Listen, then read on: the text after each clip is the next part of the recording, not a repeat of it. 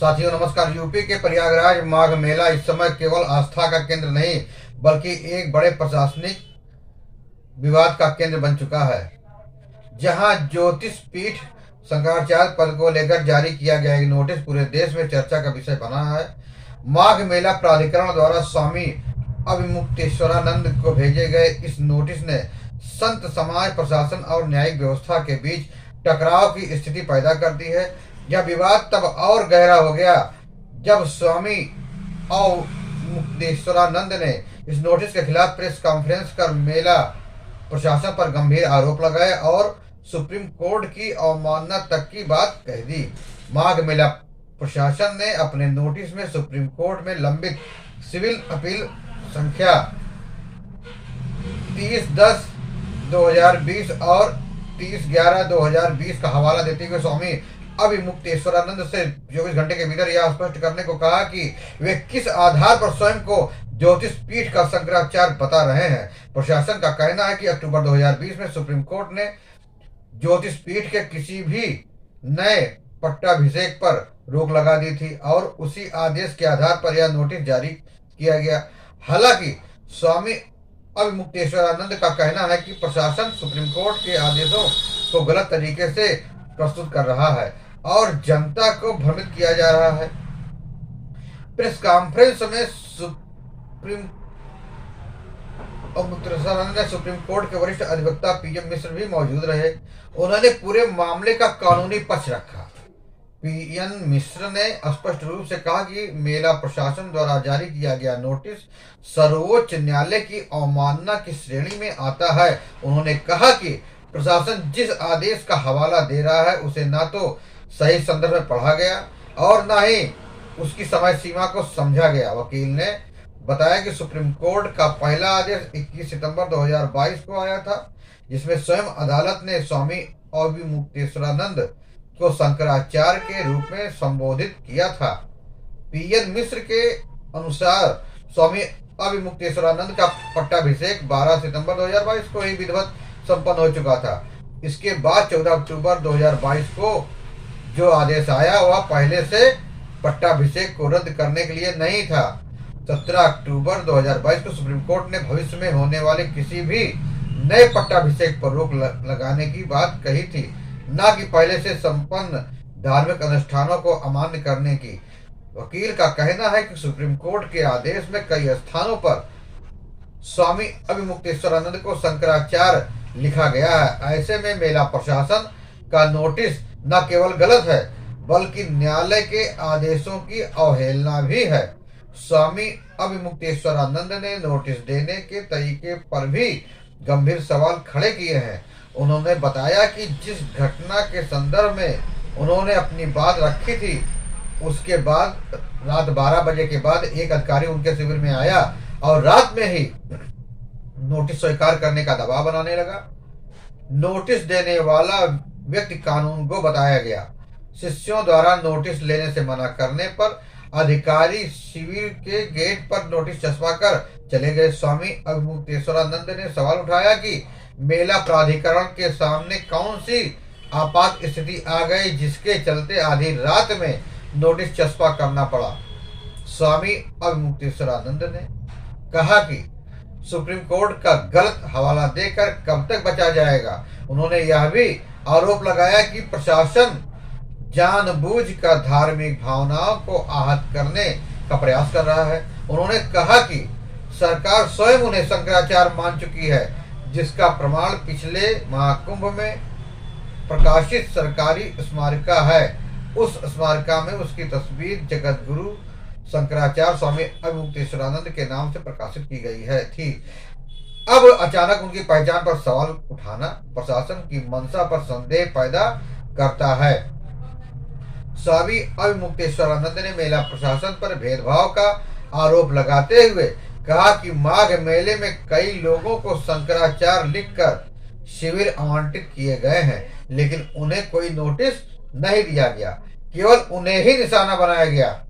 उन्होंने आरोप लगाया कि गौरक्षा की बात करने पर उन्हें नोटिस थमाया गया है। उन्होंने इसे वैचारिक और धार्मिक पक्षपात बताया और कहा कि यह कार्रवाई पूरी तरह से दुर्भावनापूर्ण है। प्रेस कॉन्फ्रेंस में यह भी आरोप लगाया कि मेला प्रशासन के कुछ अधिकारियों ने बच्चों के साथ मारपीट की। स्वामी जी ने कहा कि इस मामले में भी कानूनी कार्रवाई की जाएगी और दोषियों को बख्शा नहीं जाएगा। उन्होंने स्पष्ट किया कि इस नोटिस के जवाब में जिन अधिकारियों ने भ्रम फैलाया और कानून का गलत उपयोग किया, उनके खिलाफ न्यायालय का दरवाजा खटखटाया जाएगा। इस पूरे विवाद की पृष्ठभूमि में ज्योतिषा पीठ का पुराना विवाद भी जुड़ा हुआ है। ज्योतिष पीठ के शंकराचार्य पद को लेकर स्वामी अभिमुक्तेश्वरानंद और वासुदेवानंद के बीच लंबे समय से विवाद चल रहा है, जो फिलहाल सुप्रीम कोर्ट में विचाराधीन है। स्वामी अभिमुक्तेश्वरानंद की ओर से 2023 में एक याचिका दायर की गई थी, जिसमें आरोप लगाया गया था कि गलत सूचना और गलत दस्तावेज प्रस्तुत कर न्यायालय से आदेश प्राप्त किया गया। इस विवाद के बीच माघ मेले में एक और घटना ने मामले को और गंभीर बना दिया। मौनी अमावस्या के दिन स्वामी अभिमुक्तेश्वरानंद अपने शिष्यों के साथ पालकी से स्नान के लिए जा रहे थे, तभी मेला प्रशासन के साथ टकराव की स्थिति पैदा हो गई। इस टकराव में उनका छत्र टूट गया और शिष्यों का आरोप है कि उनके साथ मारपीट भी की गई। इस घटना के बाद स्वयं अभिमुक्तेश्वरानंद ने अन्न जल त्याग कर धरना देना शुरू कर दिया, जिससे पूरे मेले में माहौल तनावपूर्ण हो गया। घटना के बाद आरोप प्रत्यारोप का दौर तेज हो गया। इसी क्रम में माघ मेला प्रशासन ने औपचारिक नोटिस जारी किया। यह नोटिस मेला प्राधिकरण के उपाध्यक्ष की ओर से जारी किया गया, जिसमें 24 घंटे के भीतर शंकराचार्य होने का प्रमाण देने को कहा गया है। स्वामी अभिमुक्तेश्वरानंद ने स्पष्ट कर दिया कि वे इस नोटिस का कानूनी जवाब देंगे और साथ ही प्रशासन की इस कार्रवाई को न्यायालय में चुनौती देंगे। यह पूरा मामला अब केवल एक धार्मिक पद तक सीमित नहीं रह गया है, बल्कि यह प्रशासनिक अधिकार, न्यायिक आदेश और धार्मिक परंपराओं के टकराव का बड़ा उदाहरण बन चुका है। प्रयागराज मेला जो श्रद्धा और शांति का प्रतीक माना जाता है, अब विवादों की वजह से सुर्खियों में है।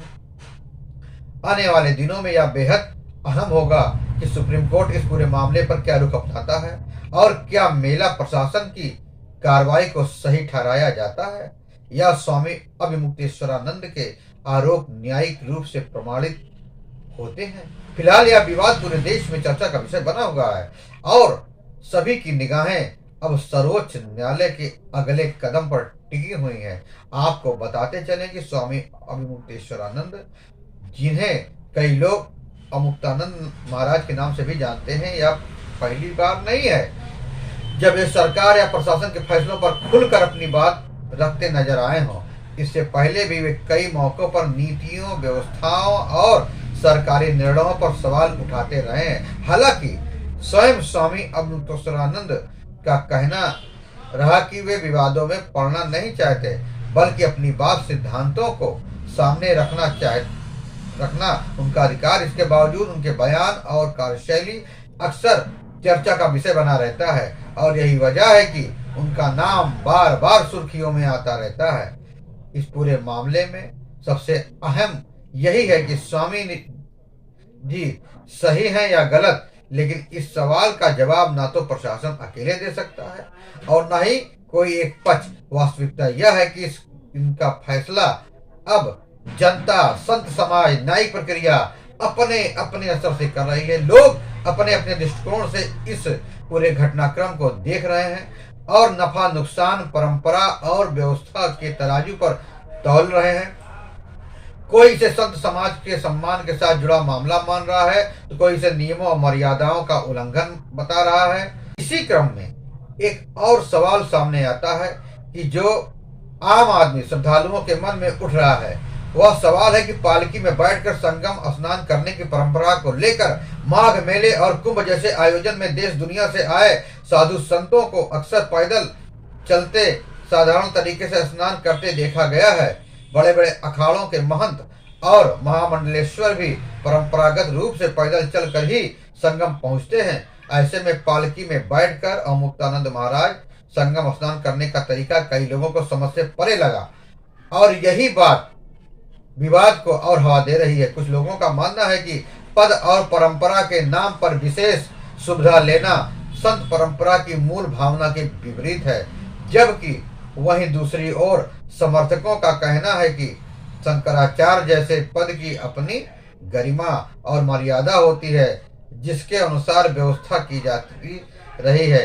यही दो अलग अलग सोच इस पूरे विवाद को और जटिल बना रहा है। सवाल केवल व्यक्ति विशेष का नहीं रह गया है, बल्कि यह सवाल धार्मिक आस्था, परंपरा, समानता और प्रशासनिक नियमों के संतुलन पर बन गया है। इस पूरे घटनाक्रम में यह भी साफ दिखाई देता है कि प्रशासन और संत समाज के बीच संवाद की कमी रही है। यदि समय रहते बातचीत और समन्वय होता तो शायद मामला यहाँ तक न पहुँचता।